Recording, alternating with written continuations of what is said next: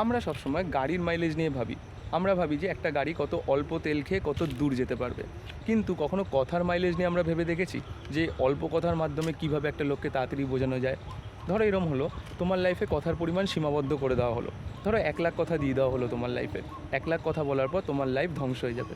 তাহলে কি তুমি আনলিমিটেড কথা ইউজ করতে পারতে? তখন কিন্তু সব কথা ভেবে বলতে। সেই জন্যই চেষ্টা করো সবসময় কারোর সাথে কমিউনিকেশন করতে যাওয়ার সময় কথা একটু ভেবে বলতে, যে কত অল্প কথার মাধ্যমে আমি তাড়াতাড়ি তাকে বোঝাতে পারি। তাতে কি সুবিধা হবে? তুমি যে বলছো তোমার বলাতেও সুবিধা হবে, এবং যে শুনছে তার শোনাতেও সুবিধা হবে। এর জন্য একটা প্রসেস ফলো করতে পারো, আমি করছি। এক্সট্রা যে আমরা কথাগুলোকে বলি সেগুলো বাদ দেওয়ার প্রসেস বলতে পারো। আমি কি করি, নিজের একটা ভিডিও করে সেখানে ভালো করে শুনি যে কোন এক্সট্রা ফ্রেজগুলো আমি ইউজ করছি, সেগুলোর একটা এফএকিউ তৈরি করে কথাগুলোকে আমি বাদ দিয়ে দিচ্ছি আস্তে আস্তে। এই প্রসেস ফলো করে আমি বেনিফিট পাচ্ছি, সেই জন্য আমি তোমাদের সাথে শেয়ার করলাম।